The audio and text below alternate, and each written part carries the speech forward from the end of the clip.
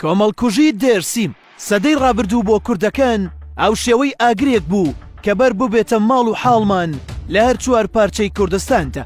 هەموو ئەو وڵاتانەی خاکی کوردیان بەسەردا دابەشکرا بوو لەو سەدەیەدا کەوتنە قەڵاچۆکردن و لە ناوبردنی کوردان و داگیرکردنی خاکەکەیان.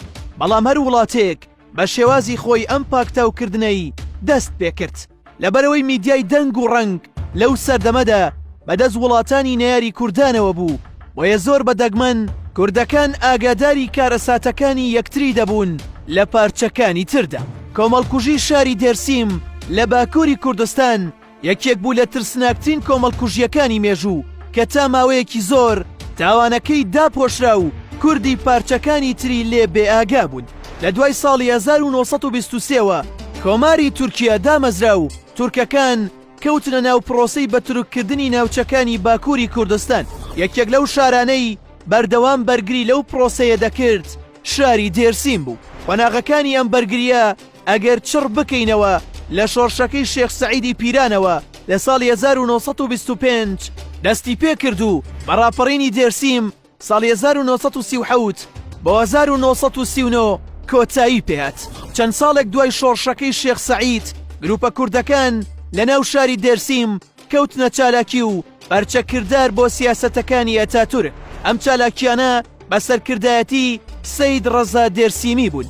لە ساڵی 1936دا ئەتاتورک کێشەی دێرسیمی بە گەورەترین مەترسی وڵاتەکەی ناوبرد. بۆیە کۆمەڵێک ڕێکاری نوێ بۆ سەرکوتکردنی کوردەکان گیرایە بەر. یەکێک لەوانە ناوی پارێزگاری دێرسیمیان گۆڕی بە پارێزگای تونجەلی. لە سەرەتای ساڵی 1937دا بەسەرکردایەتی عیسمەت پاشا ناوێک ئەرتشی تورکی دەستی بە ڕەشەکوژی خەڵکی پارێزگاکە کرد. خەڵکێکی زۆر لە ڕێگەی بۆمبارانەوە لە ناوچوون. ئەزاران کەسیش ئاوارە بوون و ڕاگوێزران بۆ شارەکانی تری ناو نەخشەی تورکیا. وەک چۆن لە تاوانی هۆڵۆکۆستدا سووتاندنی کەمپەکان بە خەڵکەکەی ناویەوە بوو بە ئایکۆنی دیاری تاوانەکە. لە دێرسیمیش قەتڵ و عامی ئەشکەوتەکەی کوتۆریک داخ ناوبانگی گەورەی لە ترسناکیدا هەیە. ئەم قەتڵ و عامە کاتێک بوو کە بەهۆی بۆمبارانەوە خەڵکی دێرسیم ڕوویان لە شاخەکان و ئەشکەوتەکان کرد. یەکێک لە ئەشکەوتەکان 2500 ژن و منداڵ و بەتەمەنی تێدا بوو لە ناوچەی کوتوریک داخ. بەڵام سەربازەکانی دەوڵەتی تورک دەرگای ئەشکەوتەکە دادەخەن و بۆمبی ئاگرین هەڵدەدەنە ناو ئەشکەوتەکەوە و تەواوی خەڵکە سڤیلە هەڵاتوەکەی ناو ئەشکەوتەکە زیندە بەگۆڕ دەکەن. ئەم ڕەشە کوژی و سەرکوتکردنە بە دەستگیرکردنی ڕێبەرانی شۆڕشەکە کە سەید ڕەزا و کوڕەکانی بوون کۆتایی پێهێنرا و دامرکایەوە. بەڵام ئاگری کارەساتەکە و ماڵوێرانیەکان تا ساڵانێکی زۆر لە دڵی کوردەکاندا ئەرما بوویەوە.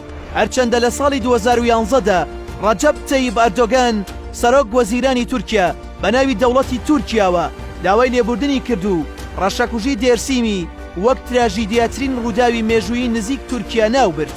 بەڵام تورکەکان ئێستاش هەوڵ بۆ پەردەپۆشکردنی دەدەن.